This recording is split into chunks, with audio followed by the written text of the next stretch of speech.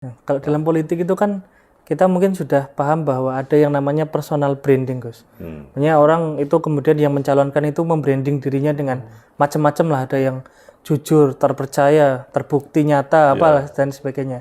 Pencitraan Mas Aldi ya. Ya, mungkin ya nggak tahu sih pencitraan atau gimana. Siapa tahu memang benar-benar jujur gitu loh. Nah itu dalam tasawuf sendiri lah atau spiritualitas itu bagaimana Gus seperti itu? Ya, uswatun hasanah kita adalah Rasulullah Muhammad SAW.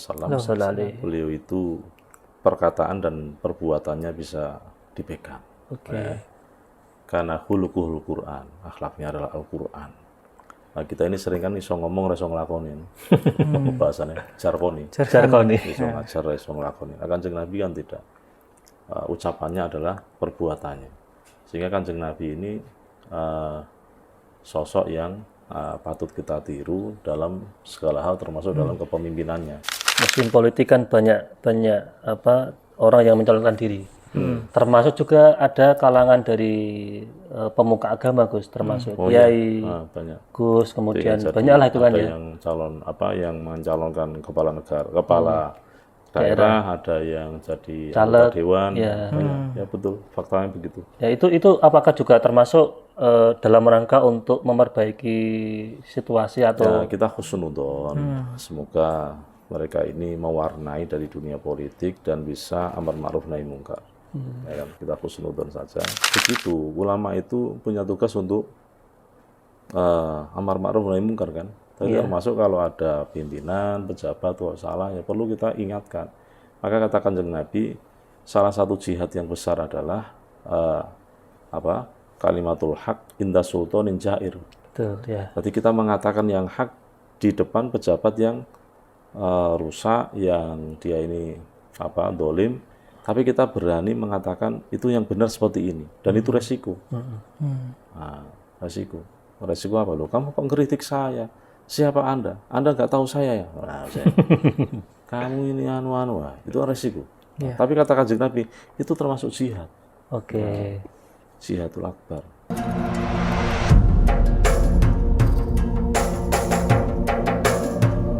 Assalamualaikum warahmatullahi wabarakatuh.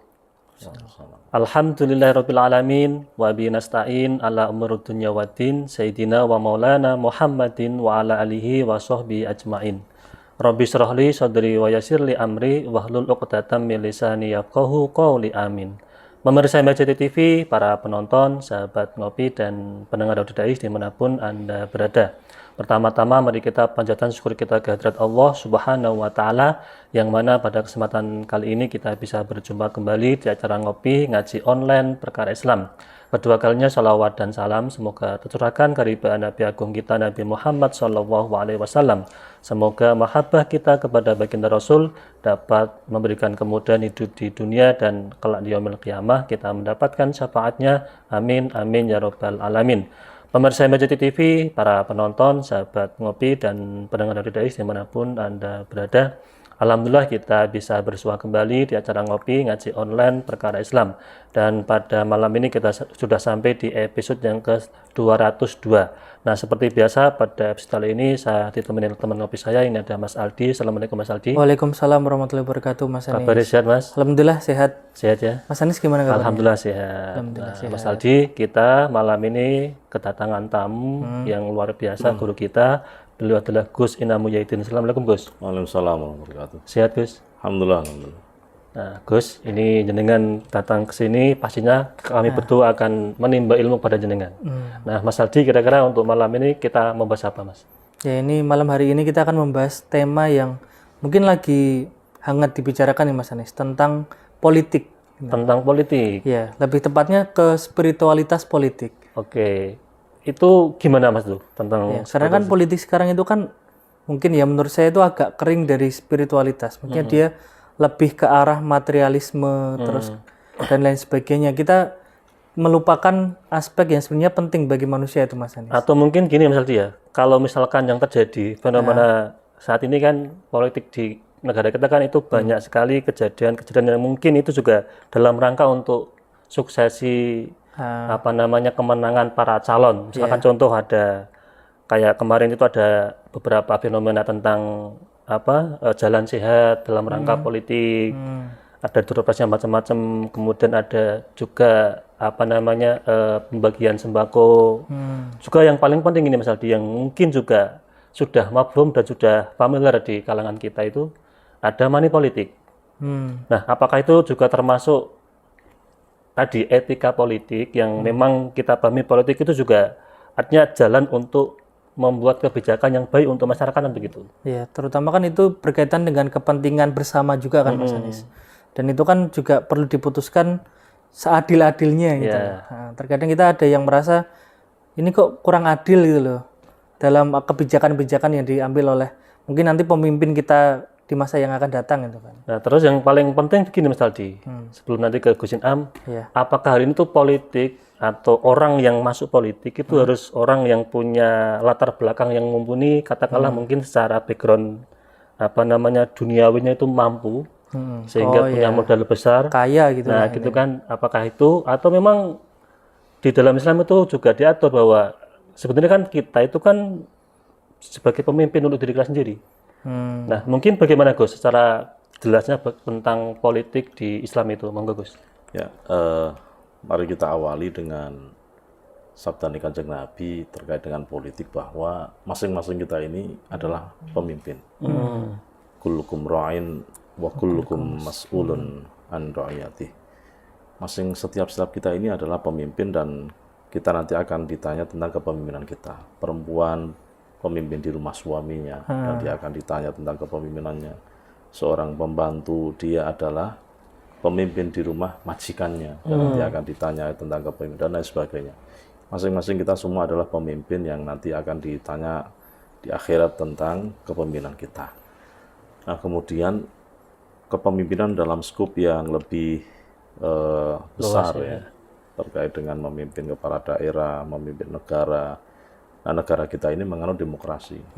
Maka siapa saja yang ingin menjadi seorang pemimpin, dia harus memenangkan suara berapa itu? 58% atau berapa? Iya, 50 lebih lah ya. Ya, 50 sekian, itu baru dia dinobatkan sebagai pemenang dalam kontestasi kalau 2 orang. Nah, bagaimana untuk bisa sampai sana? Itu ternyata kan kita melihat banyak fenomena Gus ya. Banyak trik yang dilakukan. Oke. Nggak usah jauh-jauh lah di desa kita. Betul, Gus. Ada si padi, ada si jagung, ada si tela ya. Padi, jagung, ketela, sama apa? Biasanya tiga pasang gitu. Iya, 3 pasang itu. Tiga orang. Itu aja kita kalau melihat mereka berani jor-joran mengeluarkan dana mengerai simpati rakyat dengan dalih ini adalah sedekah politik. Pertanyaan kemudian adalah bagaimana ketika seseorang itu sudah mengeluarkan sekian modal untuk mencapai satu jabatan tertentu, sedangkan jabatan ini kalau dikalkulasi itu tidak mungkin bisa mengembalikan dari modal awal. Maka bisa balik modal. Misalnya begitu. Maka yang terjadi apa ya? Yang kita lihat hari ini di televisi itu banyak kepala desa yang diambil sama aparat penegak hukum karena ternyata ada penyelewengan, misalnya begitu. Nah, ini kan ada apa ini? Orang kok begitu semangat untuk meraih satu posisi jabatan tertentu sampai menghalalkan segala cara. Nah, makanya perlu namanya menanamkan spiritual dalam diri kita. Dari awal niatnya itu harus yang baik. Terus kemudian harus melihat siapa kita juga. Apakah kita layak mampu untuk meraih jabatan itu? Apakah kita kuat secara spiritual, secara material juga tadi yang jelas atau betul juga itu. Berarti orang kalau sudah cukup secara material, saya kira-kira kalau dia pengen gerangsang itu kan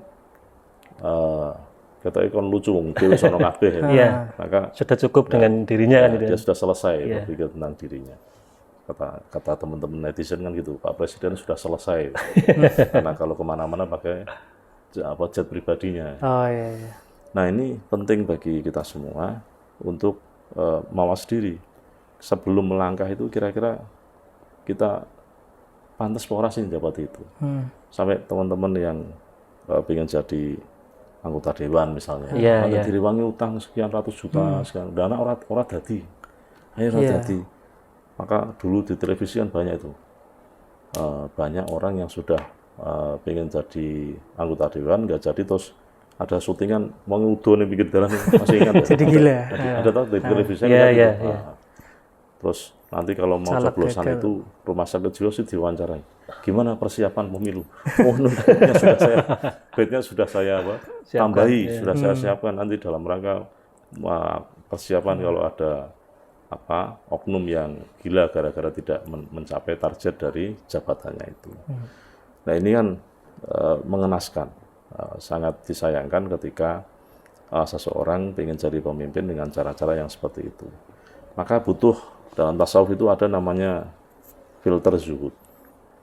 Orang itu artinya jodel kumandel karo donya. Orang itu jodel kumandel karo jabatan. Berarti ning atine iki kudu direm.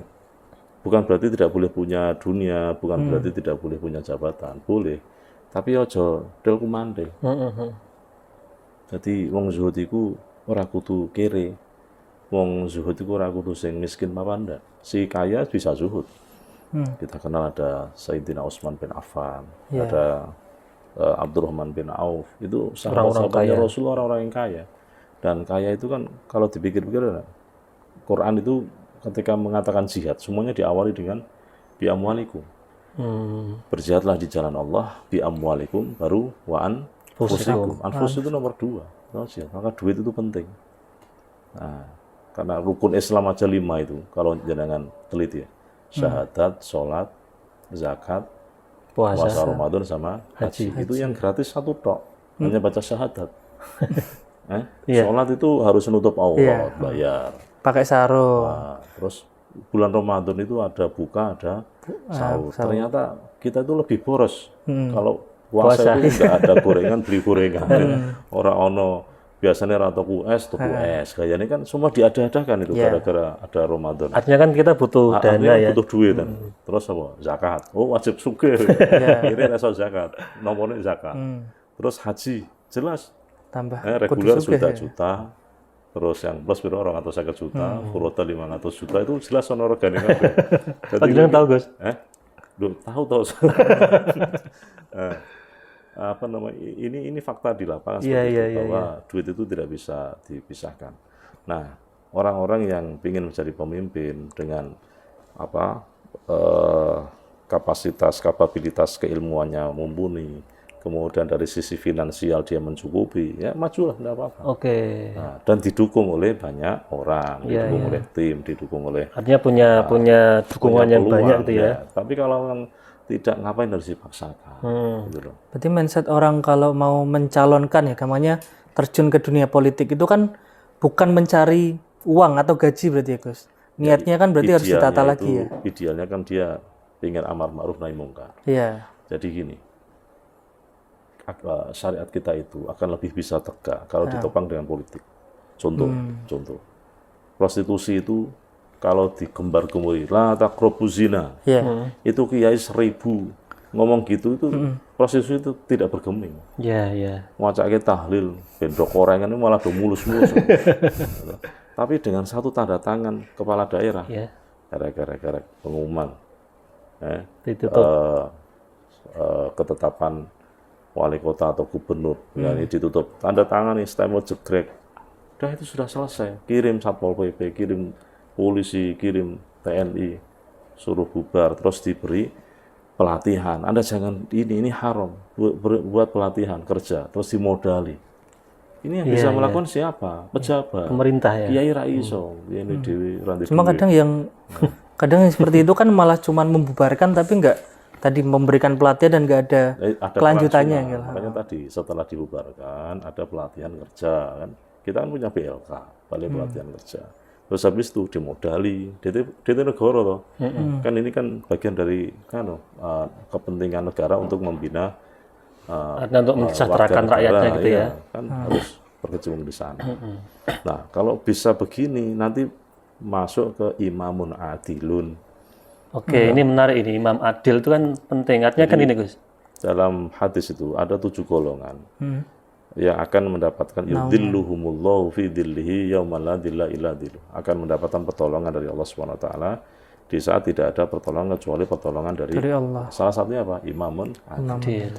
Seorang pemimpin yang bisa melaksanakan tugas-tugasnya, mensejahterakan rakyatnya, pemimpin yang tahu tugasnya, ini orang-orang semacam ini nanti akan mendapatkan keistimewaan di hadapan Allah Subhanahu wa taala.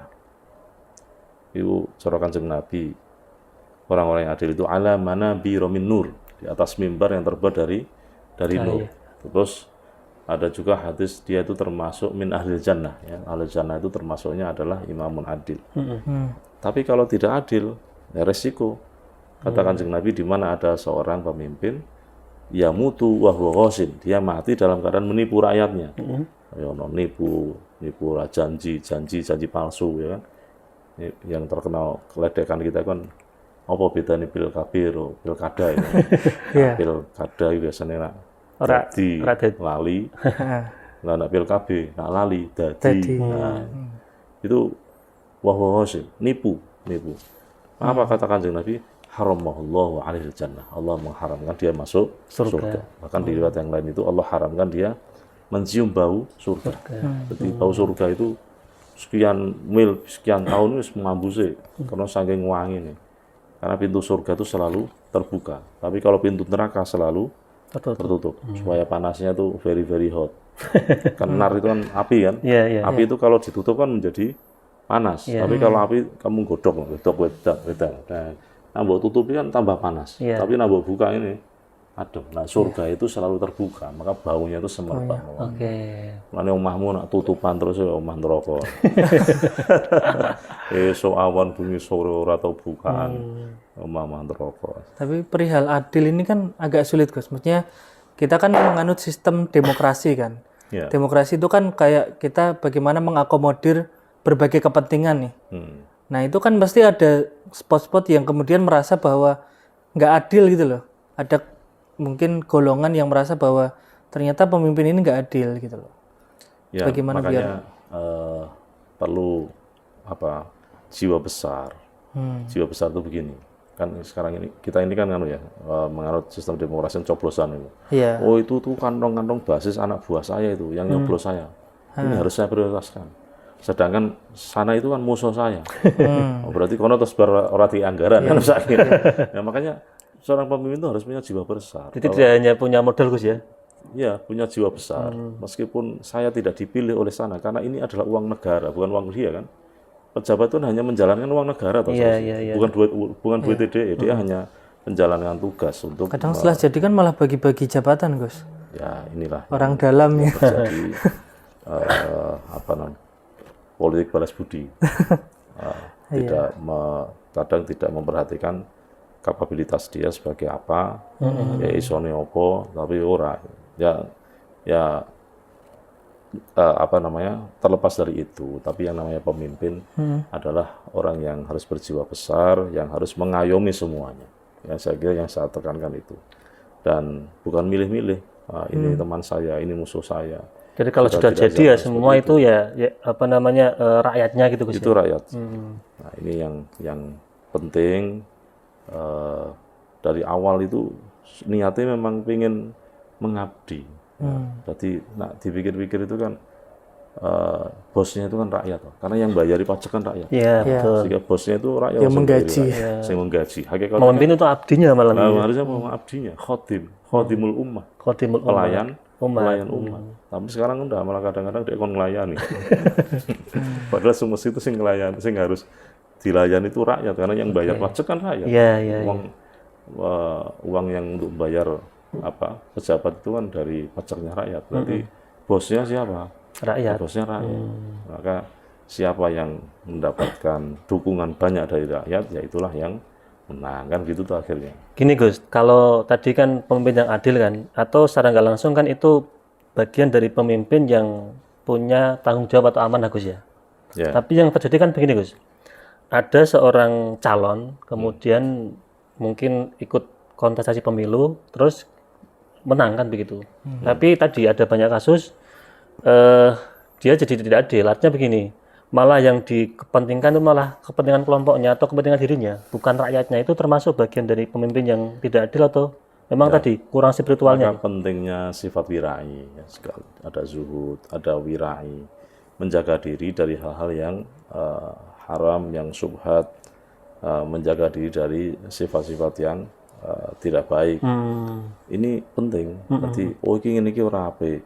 Saya ini dipilih oleh rakyat, saya ini digaji oleh rakyat. Harusnya kan yang dibela itu rakyat, bukan kelompoknya. Nah, meskipun ada kecenderungan pikir ke sana, maka ini tadi mental pemimpin memang harus mental yang betul-betul mental yang bagus, berani, mental berani memutuskan, tidak disetir. Oke, ini penting ini. Dia tuh diamanai untuk memberi keputusan, sebaik-baik keputusan. Nah perlu istikharah, perlu njaluk petunjuk sama Allah. Jadi benora kecampuran tadi itu loh. Bisikan-bisikan kanan kiri atau hawa nafsu kita sendiri supaya mendapatkan keputusan yang baik di awal maupun di akhir. Nah, ini pemimpin yang spiritualisnya tinggi. Maka para pemimpin yang sukses rata-rata kan mereka ini orang-orang yang dekat dengan Allah. Mereka orang mengdohiri tok, tapi mereka juga oleh nyedak maring pangeran sing tenanan. Ada yang dengan Senin Kemisnya puasa, Ayyamul Bid puasa, ada yang dengan sedekahnya dan lain sebagainya. Ini semua dalam rangka mereka sukses dalam menjalankan kepemimpinannya. Berarti dalam politik itu kan kita sebenarnya bukan cuma pemimpin ya Gus yang harus berjiwa besar. Kadang kan rakyat juga harus berjiwa besar. Kadang kita kan itu bukan pilihanku. Jadi kayak seakan-akan apa yang dia lakukan itu salah terus gitu. Ya betul. Jadi kalau sudah selesai ya sudah. Jagomu kalah yo ojo mutung. Seringnya gitu. Dulu tahun berapa itu ada cebong sama kampret itu tahun berapa itu? 2014 ya? Iya. 2014 atau berapa? Itu sampai geger itu kan di medsos itu. Terus kemarin itu ada lagi gurun pasir, kadrun. Ya, harusnya itu setelah kontestasi selesai ya sudah, kamu jagomu kalah ya sudah. Kalau kamu pengen jagomu menang ya nanti didukung lagi tahun berikutnya. Kan ini kan hal yang biasa rutinan 5 tahun sekali itu. Habis ini kan berarti 2000 berapa ini? 2024 tambah 5 berarti 2029. Nanti ada lagi nanti. Nah, jadi nggak usah khawatir. Nah, dan tidak perlu kita itu congkrah, apalagi ngantek suami istri pegatan gara-gara beda pilihan, nggak perlu. Tapi fanatik buta itu nggak boleh Gus ya?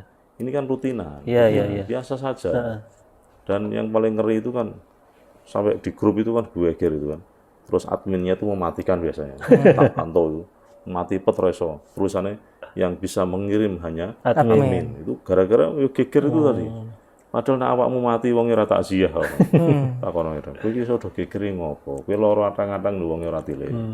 Jadi ya biasa saja lah. Kita itu jangan sampai kerukunan kita, persetujuan kita itu putus jelek hanya gara-gara beda pilihan. Nah, maka dalam memilih ini nek iso isi khoroh mau. Termasuk besok mau nyoblos saya sudah isi khoroh juga. Nah, tapi kan untuk saya tidak untuk keluarga umum. Tapi minta petunjuk sama Allah SWT. Mungkin nanti ketika sudah syuting baru tanya istikharah hasilnya apa. Nah, Gus ini menarik Gus tentang bagaimana itu spiritualnya itu harus benar-benar gede dan punya Mas Aldi. Biar apa? Biar ketika sudah jadi pemimpin itu tidak kalap. Mungkin tidak sewenang-wenang sendiri, otoriter macam-macam itu. Karena kan begini, kadang juga sebelum jadi pemimpin atau lagi calon Gus, itu kan banyak kejadian ada mungkin sudah mengeluarkan banyak modal Gus untuk kampanye. Terus ada yang sudah viral kan juga ada pembagian sembako, kemudian money politik. Itu gimana Gus menyikapi tentang hal itu? Nah ya ini kalau mau diberantas itu kok angel. Kenapa angel? Untuk saat ini ya, semua pakai gitu semua. Jadi ibarat kata wong kok orang melu modal gitu, ya nggak akan jadi. Cuma silakan kamu tanya teman-teman yang ikut kontestasi jadi calon anggota dewan kemarin, itu kan rata-rata nggak ada yang gratisan tuh. Iya. Semua bermodal semua. Itu kalau kena pasal money politik masuk penjara kabeh. Penjaranya ora kamu. Iya. Jadi jadi itu bukan bukan riswah, bukan money politik, itu hanya untuk sedekah dan untuk merakatkan tali silaturahmi saja. Iya. Tapi kadang karepe Gus. Ya, tapi orang karepe. Kadang kan cuma paling dapatnya berapa sih, ada 50.000, bahkan ada yang 20.000. Lucu lagi tuh gini, teman-teman yang ada di desa itu ditanya, nyoblos orang ya, mau ngurano duitnya orang nyoblos ya. Nah, terus dia kalau dapat amplop itu, dia katanya, yang ini barang, wong dhek engko nek wis dadi yo entuk luwih akeh malah. Sing lucu menawi malah. Ya ini namanya pesta politik ya ini, kan pesta demokrasi. Bagi-bagi. Pesta demokrasi itu pestanya yo makan-makan. Ya, kita dapat duit ya terus untuk makan-makan. Maka perputaran uang itu sekarang itu baru seret. Silakan Anda tanya para pedagang. Teman-teman pedagang itu kalau cerita sama saya itu ngeluh semua mulai bulan Juni. Mei, Juni, Juli, Agustus, September, Oktober, November. Itu yang namanya perputaran uang di tingkat bawah itu sulit. Iya, betul Gus. Yang jualan itu apa saja itu udah ngeluh itu. Nah, saya tuh kadang mikir, ini duit itu ya ini duitnya mau digawe serangan fajar. Berarti mungkin ini Mas Aldi, sangat penting itu serangan fajar karena tadi uangnya seret di rakyat itu kan. Nah ya, duitnya ngumpul ning kono. Atau bisa jadi duitnya yang dicekel Pak Jaksa lho, sing ning omah 1 triliun lho. Oh iya, yang itu mungkin ya kasus banyak kasus itu ya. TV itu lho. Nah, tapi saya ning omah iso nyimpen duit 1 triliun. Nah itu Omah apa bang ya? Nah ya, akhirnya duitnya kan orang sing beredar ning ngisor lah, duitnya ngelumpuk ning kono. Masya Allah, maka tadi perlu namanya sifat wirai tadi loh. Dia itu harus bisa menjaga diri, nek wis dadi yo ora mau korupsi, terus menjaga diri dengan qanaah juga penting. Nek wis dadi pejabat, dia mendapatkan tunjangan seberapapun itu diterima. Ora malah kok ngomong semene tok. Lah nek ngene iki yo modal kurang balik. Kalau telakurnya begitu gimana Gus? Artinya begini. Kan ketika belum jadi kan tadi kampanye modal banyak Gus. Kemudian jadi, terus punya tolak ukur atau pikiran iki modalku kudu balik, itu gimana? Dan itu pasti. Itu pasti. Enggak ada orang dagang pengen rugi, enggak ada. Orang dagang itu kan pengen satu mengembalikan modal, dua laba, terus yang ketiga dia pengen cari modal untuk berikutnya. Jadi katakan dia 5 tahun itu ya, 1 tahun 2 tahun itu mengembalikan modal, setahun golek bari, tahun berikutnya golek modal kanggo 5 tahun yang akan datang. Berarti fokusnya bukan ke rakyat, Gus. Ya, ini maksudnya oknum ono sing ngono kuwi. Tapi ya ono juga pemimpin sing apik. Iya. Kan yo ora elek kabeh. Ada juga yang pemimpin yang baik yang betul-betul lillah memikirkan rakyatnya. Dia tidak berpikir men-saving seakeh-akeh. Nah, perlu semua disedekahkan untuk rakyatnya. Ya, kan ada juga yang pemimpin seperti itu. Jadi jangan kebiahu ya. Ini kan kita bicara. Artinya kan ada pemimpin yang memang benar-benar itu baik Gus ya. Ada. Jangan pesimis. Ya, wong Indonesia yang jutaan, masa orang wong apik. Pasti ada dan kita optimis Indonesia semakin baik. Amin. Ya, jangan kita ngomongnya sangat kita kan maka malam ini kan kita ngomong ada obatnya, salah satu tadi menanamkan sifat zuhud pada dalam diri kita, terus wirai, terus kemudian qanaah, bagaimana kita tuh nerimo karo gaji yang kita terima, apa sing ditampa kuwi sing penting halal, rakyat ngakeh sing penting halal daripada sithik haram tapi sithik. Iya bener kan. Rezeki iki sing penting halal, rakyat akeh apa daripada sithik tur haram. Kita kira kan begitu. Kalau dalam politik itu kan kita mungkin sudah paham bahwa ada yang namanya personal branding, Gus. Maksudnya orang itu kemudian yang mencalonkan itu membranding dirinya dengan macam-macam lah, ada yang jujur, terpercaya, terbukti nyata, apalah dan sebagainya. Pencitraan Mas Aldi ya. Ya, mungkin ya nggak tahu sih pencitraan atau gimana. Siapa tahu memang benar-benar jujur gitu loh. Nah itu dalam tasawuf sendiri lah atau spiritualitas itu bagaimana Gus seperti itu? Membranding diri seperti itu. Ya itu bagian kalau dia tidak bisa memenuhi apa yang ia sampaikan berarti termasuk orang munafik gitu aja ya. Termasuk orang munafik. Jadi orang munafik itu kalau ngomong ngapusi, janji, nulayani ya tidak bisa dipercaya. Wa idza tumina khona, ketika diberi amanah dia khianat. Itu tanda-tanda orang yang munafik. Tapi kita boleh nggak sih membranding diri seperti itu Gus? Maksudnya buat mungkin motivasi diri dan sebagainya. Ya, hari ini semuanya pakai itu semua. Hari ini semua menggunakan platform digital. Ada yang pakai MMT. Jadi orang kalau pengen naik itu tanpa ada platform digital dan tidak ada MMT-nya, kayaknya kok nggak ada yang dikenal. Jadi kalau musim kampanye Mas Aldi, itu kan di jalan-jalan, di trotoar, itu kan banyak gambar-gambar Gus. Itu kan bagian dari mungkin tadi cara mereka untuk branding biar ada simpati, dikenal. Ya kan. Pertama biar dikenal, yang kedua itu tujuannya dipilih itu aja, biar dicoblos. Kan ada nama partainya, ada nomornya. Dan ada slogannya itu kan. Ya. Sebenarnya idealnya itu kalau kita terjun di dunia politik itu gambarnya membranding diri dari kebiasaan diri sendiri atau dari spanduk Gus, gambarnya gitu. Ya idealnya itu ini mau sing diomong iki tenan lho. Lah kadang-kadang ki ora kok. Ya itu hanya untuk meraup suara, setelah itu wassalam. Makanya tadi itu yang slogan guyonannya orang itu, beda nih pilkada sama PKB tadi itu. Nah, jangan sampai seperti itu. Artinya kalau memang kok itu sebagai slogan atau mungkin brandingan dirinya Mas Aldi, kalau memang kok sudah jadi kemudian itu dilaksanakan kan berarti kan itu baik. Ya baik. Tapi kalau kan kebanyakan kan itu hanya sebatas untuk meraup suara rakyat saja kan gitu Gus. Akhirnya kan tadi khianat. Khianat berarti dia termasuk orang-orang yang munafik. Oke. Kalau saya malah lebih kayak jangan percaya sama orang yang dia ngomong dulu tapi sebelum melakukan. Harusnya dia melakukan dulu baru ngomong gitu loh. Kan kita banyak yang branding itu kan dia sudah ngomong dulu tapi belum melakukan gitu. Dia belum pernah menjadi pemimpin. kan ini Mas Aldi pengen branding gitu loh biar tahu kan, oh ini loh saya itu juga cocok jadi seorang pemimpin gitu. Ya minimal dia menyampaikan visi misinya. Ya. Nanti kalau saya jadi apa, nanti saya akan begini kan gitu biasanya. Oke. Iya. Visi misi. Gus, ini menarik Gus, kita ngomong tentang politik, tentang apa branding atau mungkin visi misi atau janji kampanye. Tapi sebelum kita lanjut Mas Aldi, kita akan jeda iklan yang mulai maju.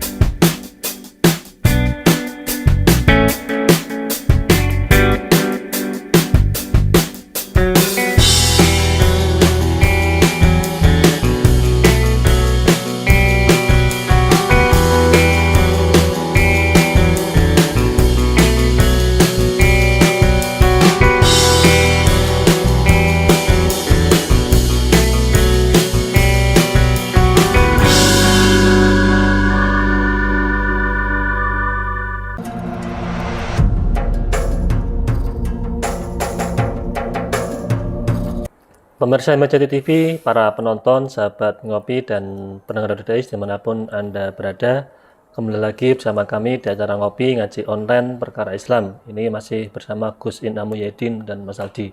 Nah Gus, tadi menarik kita bahas tentang bagaimana itu politik itu digapai dengan berbagai cara, termasuk branding, personal branding, kemudian bagaimana itu membangun basis massa dengan baik kan gitu. Nah, apakah juga Islam itu ada contoh atau figur yang memang benar-benar bisa kita tauladani Gus untuk bagaimana kita bisa menjadi pemimpin yang baik Gus? Ya, uswatun hasanah kita adalah Rasulullah Muhammad SAW. Beliau itu perkataan dan perbuatannya bisa dipegang. Karena hulukuhul Quran, akhlaknya adalah Al-Quran. Nah, kita ini sering kan iso ngomong iso nglakonin. Bahasanya jargoni. Iso ngajar iso nglakonin. Kanjeng Nabi kan tidak. Ucapannya adalah perbuatannya. Sehingga Kanjeng Nabi ini sosok yang patut kita tiru dalam segala hal termasuk dalam kepemimpinannya. Kanjeng Nabi tidak hanya sekedar mencurahkan waktunya, ilmunya, tapi termasuk hartanya. Jadi duitnya Kanjeng Nabi itu ya digunakan untuk berjuang. Di Madinah itu ada namanya Ahlus Sufa, orang-orang yang datang dari Mekah, gitu, yang dia ini hidupnya ditanggung oleh kaum Ansor, dia Muhajirin ya. Dia nggak punya rumah, tidurnya di emper-emper masjid. Termasuk yang mensubsidi itu Kanjeng Nabi. Oh, yang membiayai itu ya, Rasulullah. Termasuk beliau, termasuk itu ya teman-teman dari Ansor kan. Tapi bahwa Kanjeng Nabi itu sangat peduli kepada umatnya, sampai kita dengar cerita itu peduli sama siapa tukang pengemis Yahudi yang buta, Iya, iya. yang selalu mencaci maki Kanjeng Nabi itu aja Kanjeng Nabi peduli. Sampai di itu ya didulang Gus ya. Nah, tulang kubur. Jadi tidak hanya kepada kaum muslimat. Jadi Kanjeng Nabi kan rahmatan lil alamin. Iya, iya. Semua umat, semua manusia itu dikasihani oleh Kanjeng Nabi. Nah, ini sosok pemimpin yang ideal yang perlu kita suri tauladani, di mana semua orang nyaman di dalamnya. Termasuk kalau kita lihat redaksi hadis tuh. Saya kalau melihat redaksi hadis Kanjeng Nabi ditanya, "Ayul a'mal afdol ya Rasulullah?" Itu pertanyaannya sama. Ini jawabannya kok bisa beda. Itu jangan kalau lihat hadis pertanyaannya itu misalnya ayul amal afdol ya Rasulullah, amal yang paling utama apa ya Rasul, itu kan jawabannya beda-beda karena mau berbeda sesuai yang tanya. Oh iki saya ora tau salat ya salat ala waktiha. Oh iki mbek wong tuamu rapi berarti birrul walidain. Itu. Dan Kanjeng Nabi kalau berbicara sama orang selalu menyenangkan. Ketemu wong kere, wong kere iki nek mlebu surga luwih cepet ketimbang wong sugih, kacek 500 tahun. Kira-kira seneng enggak? Seneng Gus.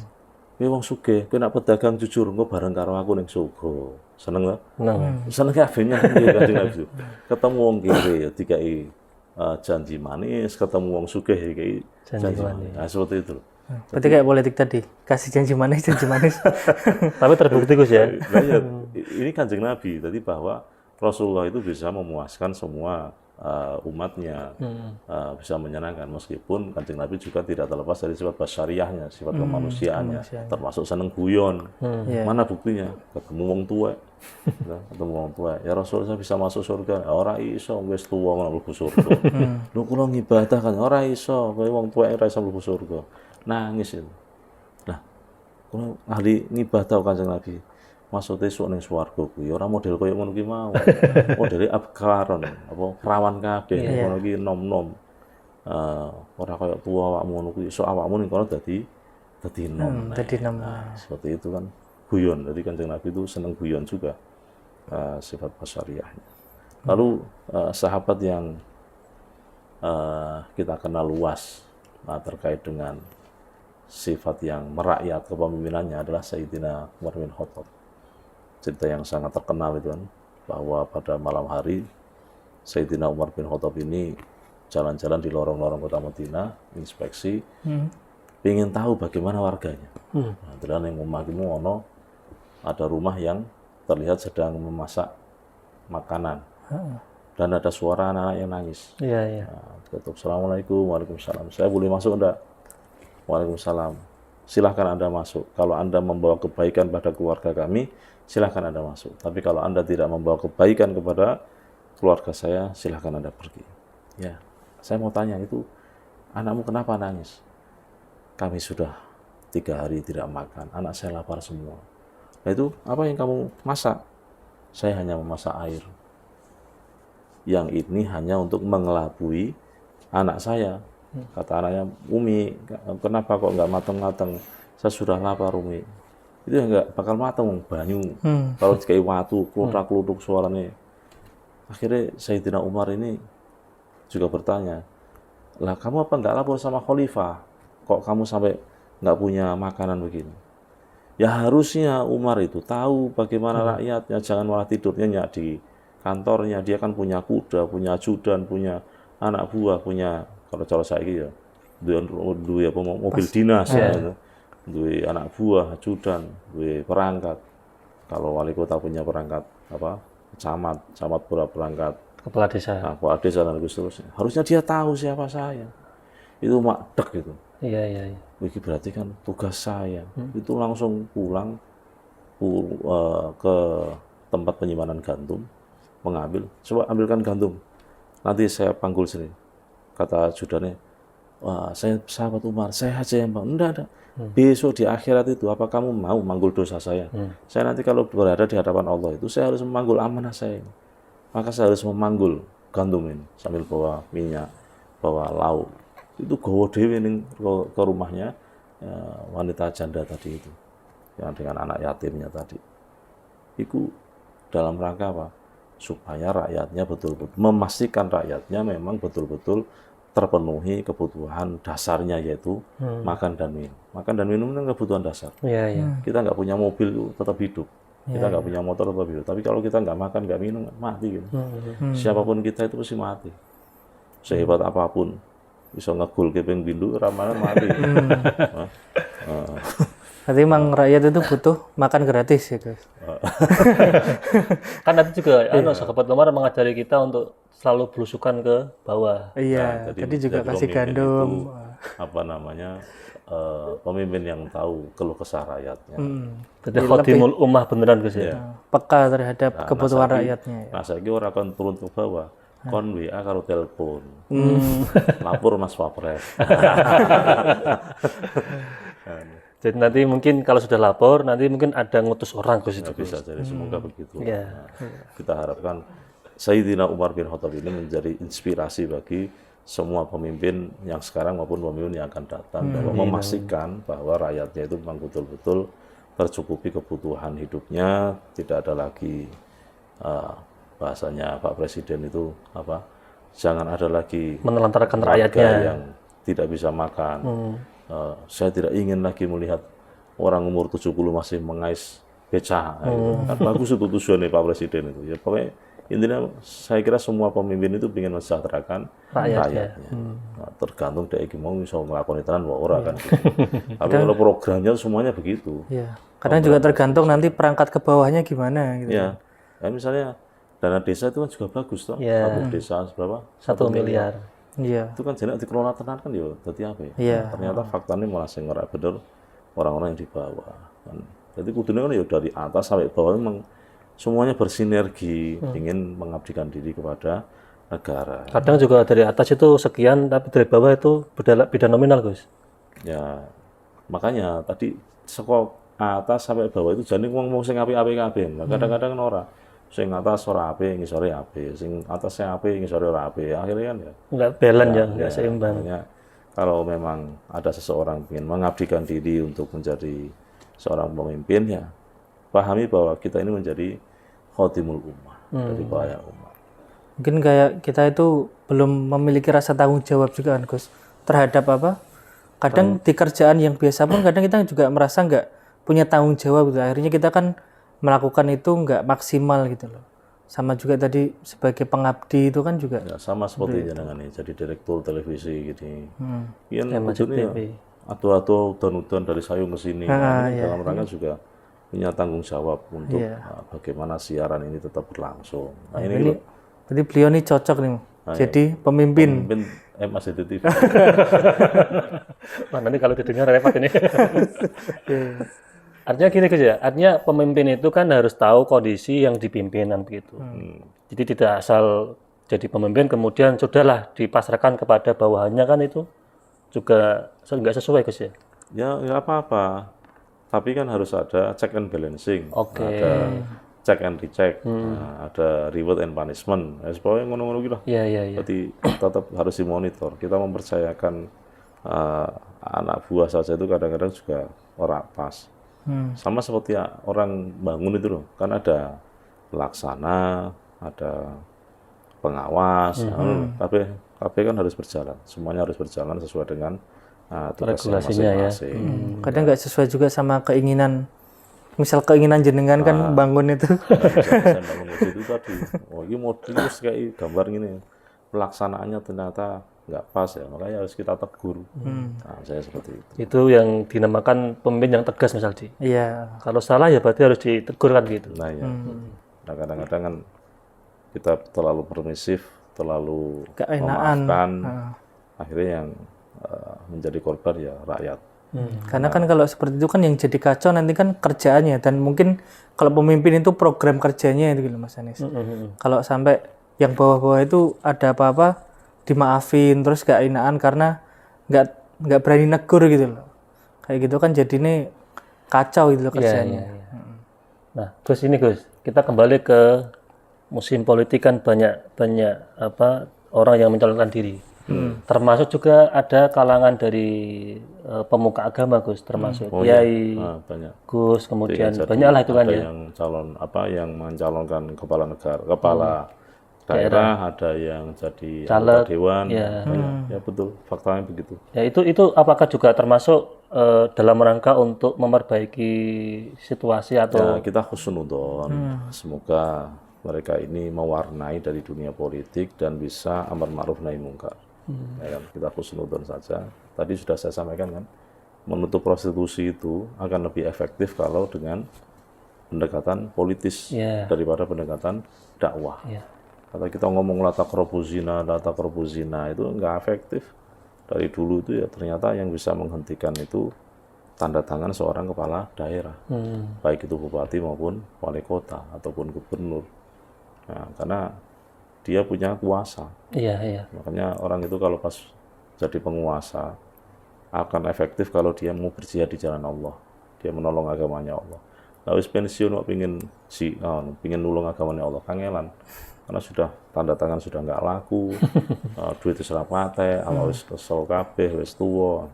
Makanya nah iso Anda yang kebetulan mendapatkan amanah jadi seorang pejabat pemimpin, ya gunakan jabatan Anda untuk menolong agamanya Allah. termasukkan jihad kan, amar ma'ruf nahi mungkar. Kuntum khairu ummatin ukhrijat linnas ta'muruna bil ma'ruf wa tanhauna 'anil munkar. Kita ini ta'muruna bil ma'ruf wa tanhauna 'anil munkar. Jadi kita ini punya predikat khairu ummah, umat terbaik. Terus ada syaratnya. Syaratnya apa? Amar ma'ruf nahi mungkar. Dan itu akan lebih efektif kalau ditopang dengan pejabat, dengan jabatan. Saya kira itu mulia kalau tujuannya ke sana. Kalau gini Gus, kan ada juga istilah atau anekdot atau slogan mungkin ya. Kalau orang itu tidak bisa mencapai 4 hal, itu kan ada harta, tahta, wanita. Itu apa itu Mas Adi? Keempat apa? 3 ya? Harta, tahta, dan wanita.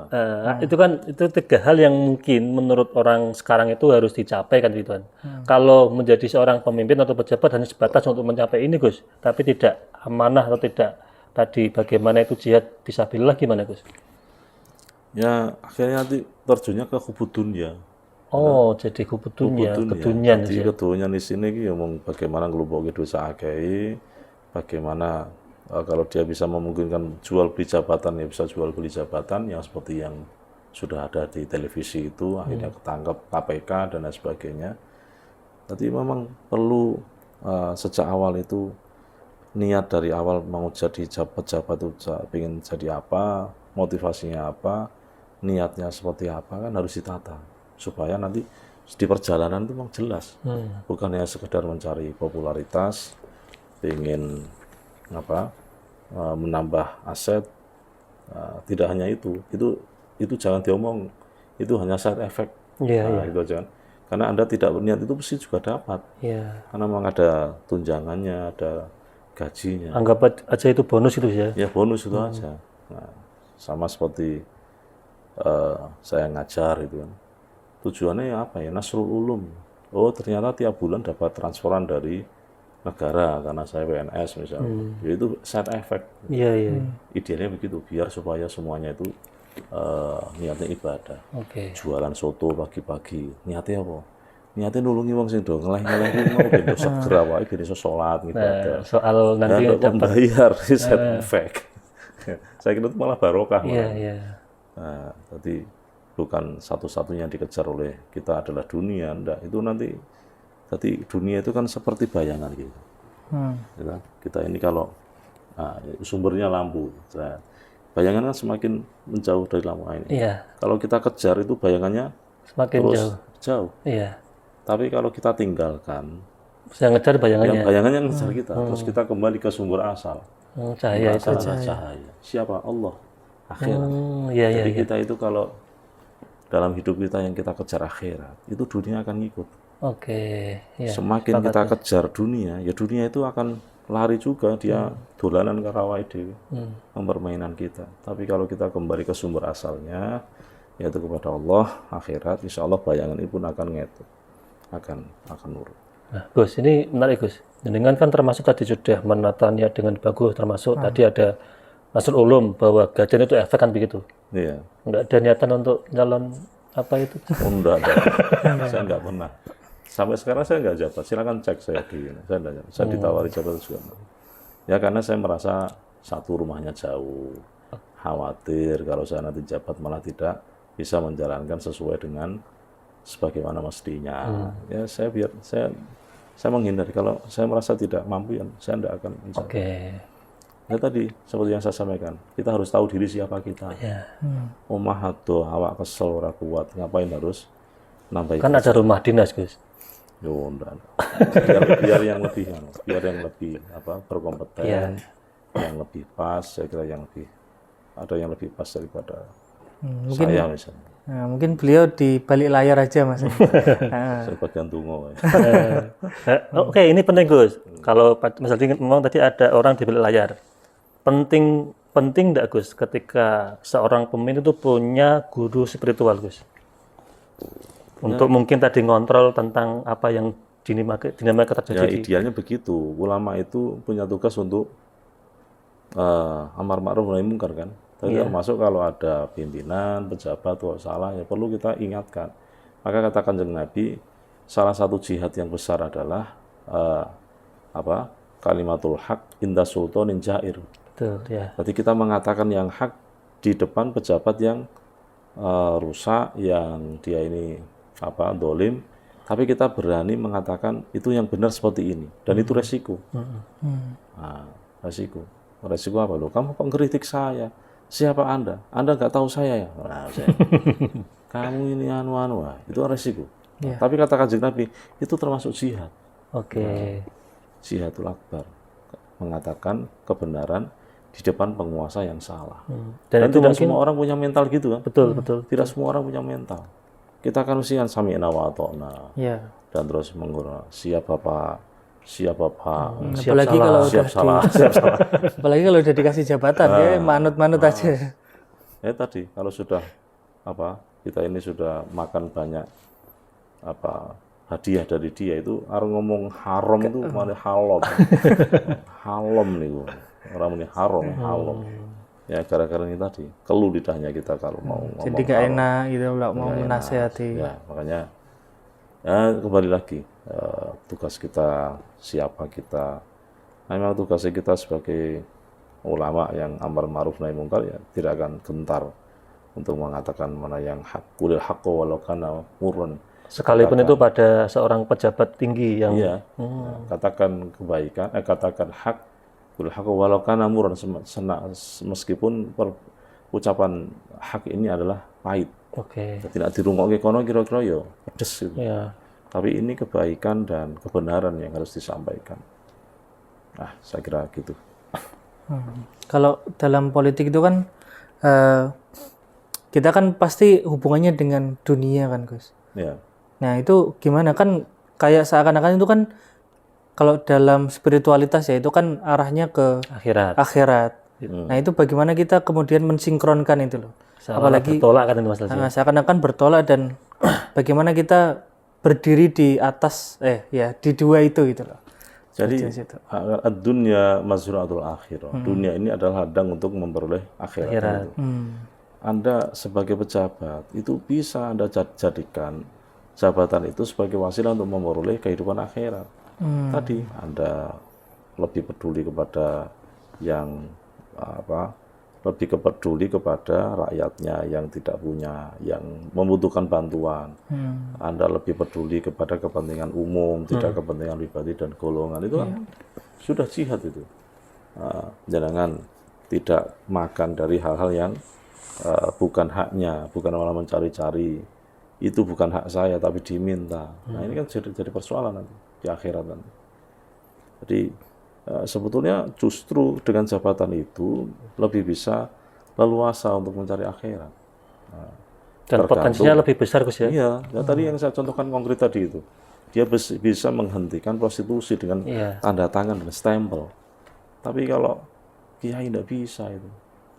Ada anak mabuk, nyekek botol, kullu khamrin, kullu muskirin khamrun. Wa kullu khamrin haramun qaliluhu wa kathiruhu haram. Dalile ngono malah botole diuwakake. Tapi kalau yang datang sekelas kapolsek, kapolres, rasa-rasa polda. Wedi. tembak mati dia. Nggak usah dalil sudah. Iya. Kadang malah didalili gitu malah diajak minum juga, Gus. Nah, iya. Tapi kalau yang datang ini aparat penegak hukum, dia sudah keder tanpa harus ada dalil, gitu loh. Sehingga jabatanmu itu bisa untuk amar ma'ruf nahi munkar secara efektif. Lebih besar potensi untuk mendapatkan pahalanya, Gus. Iya. Contoh konkret itu kan, ada anak minum-minuman, ditekani polisi harus ditekani kiai. Kira-kira lebih wedi. Lebih ditekani polisi. Iya. Tanpa Apalagi harus ada kalau dalil. polisinya juga kiai. Nah, polisinya Santri, ya. Nah, luar biasa lagi. Oke, ini wah, juga menarik juga, Gus. Tapi gini, Gus, kadang juga dilematis, Gus, seorang pemimpin, Gus. Kan sekarang kan kalau di negara kita kan mau mencalonkan diri itu harus ada rekomendasi dari partai politik. Nah, bagaimana, Gus, biar kita bisa mengontrol diri, ya juga tadi bisa amanah dengan rakyat, tapi juga bisa aspirasi partai juga terpenuhi, Gus. Ya, ini memang dilema. Itu ada video viral kan, bahwa kita di sini tuh hanya jadi petugas. Petugas partai. Ya, rasa dijelaskan oleh paham kabeh ning HP itu kan ada. Iya, iya. Ya, ini memang masing-masing harus punya mental bahwa saya ini ditugaskan oleh rakyat, diberi amanah oleh rakyat. Karena yang nyoblos itu kan rakyat, bukan ketua umum. Iya. Yang nyoblos di bilik suara besok itu loh, ketua umum partai atau rakyat? Rakyat. Nah, gitu. Jadi sejatinya dia itu mengemban amanah dari rakyat. Meskipun prasyaratnya itu ada rekomendasi dari Partai politik. institusi partai misalnya. Tapi secara nyata itu yang menjadikan dia kan kombong iki mau coblosan kan. Rakyat. Bukan rakyat. Sehingga ketika dia dipilih atau didukung oleh sekian partai, kalau rakyat itu adalah orang nyoblos kan ya dadi. Iya. Nah, makanya harus dipahami dia itu harus mementingkan kepentingan rakyatnya, bukan malah mementingkan kepentingan Partai. kelompok lah. Kelompok dia, kan gitu dia. Dia harus bisa berpikir jernih sampai ke sana harusnya. Berarti itu jadi pemimpin itu memang agak sulit, Mas Anies. Apalagi tadi ada Memang sulit, kepentingan Mas, partai. bukan agak sulit itu. Ada kepentingan partai, terus ada rakyat kadang yang bagaimana menyingkronkan dan kita mencari celahnya gitu loh. Ya, bisa mengkondisikan semuanya. Mengkondisikan semuanya. Jadi ning kono ya koncone iso apik, ning kene ya iso dadi apik. Nah, apalagi kalau Anda menjadi pucuk pimpinan harus mengayomi semuanya. Ojo tuh kamu orang Islam kemudian orang Kristen kamu anak tiri kan nggak bisa. Ini semua warga negara. Nah, makanya Anda harus baik dengan semuanya. Karena Anda melindungi semua agama, ya semua agama itu harus diperhatikan semua kan gitu. Nah, karena ini kita hidup di sebuah negara yang kita sepakati sebagai negara kesatuan Republik Indonesia. Mungkin kalau saya ingat itu Gus Dur waktu itu kan juga menunjukkan lah contoh yang itu kemudian menjadi bapak pluralisme juga kan. Kita kemudian beliau itu mengayomi semua agama. Itu kan juga menjadi contoh untuk pemimpin yang nanti akan menjabat juga kan, Mas Anies. Ya, betul. Dan kesenangan Gus Dur itu selalu melindungi yang minoritas. Karena yang mayoritas sudah banyak ngapain? Kenapa? Supaya ketika nanti ada satu kejadian, kok ada teman kita ada di sebuah daerah tertentu, di mana daerah tertentu itu mayoritas semua bukan kita. Temanmu loh yang di tempat saya itu saya lindungi loh. Masuk teman saya di situ nggak kamu lindungi? Nah, itu loh. Itu hebatnya Gus Dur tuh gitu. Sebagai bargaining position. Temanmu di sini tuh tak lindungi. Masuk temanku di situ nggak kamu lindungi? Nah, itu. Akhirnya timbal balik gitu ya. Itu teorinya Gus Dur gitu. Tapi memang jadi pemimpin itu harus bisa membaca situasi juga, Mas Anies. Kadang kan kita nggak paham situasi juga kan. Gini Mas Aldi, kan mungkin saya juga pengen tanyakan kepada jenengan, Gus. Kan tadi ada rakyat, ada partai politik. Sekarang juga muncul juga, Mas, ada pemodal. Atau bahasa lainnya itu ada investor atau ada oligarki di belakang. Nah, ini gimana, Gus? Ya, ini fakta-fakta politik yang ada itu kadang-kadang gitu. Tadi ongkos politik itu kan tidak murah ya, dari mulai kampanye MMT itu masang baliho itu MMT sing nah dipikir-pikir itu sing paling sugih itu misalnya MMT percetakan karena nyetak koyo ngono akeh sandalan-sandalan. Dadi ana wong do guyu ning ning baliho di mana-mana ada. Nah ini kadang-kadang dia tidak bisa membiayai dirinya sendiri, maka ada pembiaya. Nah biasanya sih biayai nanti kompensasinya diberi proyek. Kan itu kan Dikasih proyek. dan orang sudah paham semua. Iya. Orang sudah paham semua. Nah ini yang kemudian kita mengkhawatirkan kalau kita masih seperti ini terus bagaimana nasib dari rakyat kita. Saya juga kadang kalau mikir seperti itu mumet sih salahnya. Satu sisi memang dia butuh duit untuk anggaran kampanye, untuk operasional politiknya. Di sisi yang lain dia memang nggak punya amunisi. Sehingga amunisi mau sudah mau.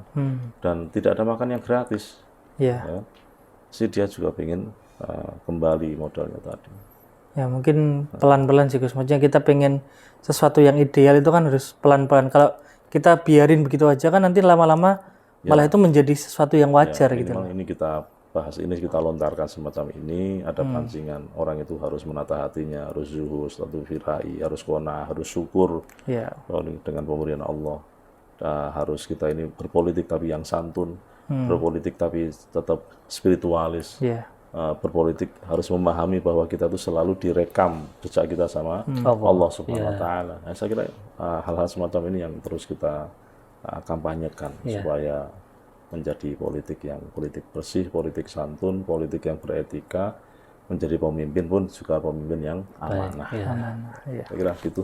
Oke, Gus, ini karena waktu sudah dikode sama kru, ada closing statement tentang tema malam ini, bagaimana kita bisa punya spiritualitas politik yang baik. Ya, kita hanya bisa berdoa semoga pilkada serentak yang insya Allah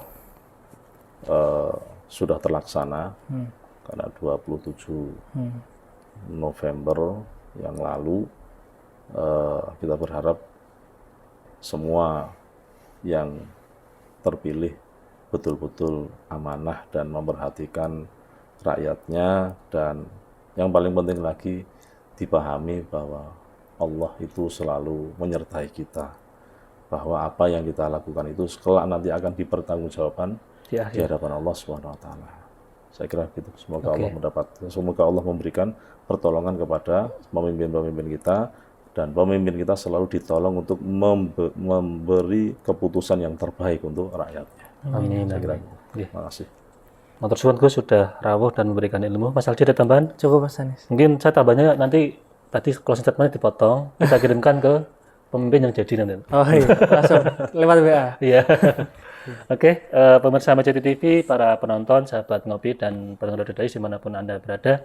Demikian ngopi pada episode kali ini. Saya selaku host, apabila banyak salah, banyak khilaf, mohon maaf yang sebesar-besarnya. Haru kalam, assalamualaikum warahmatullahi wabarakatuh.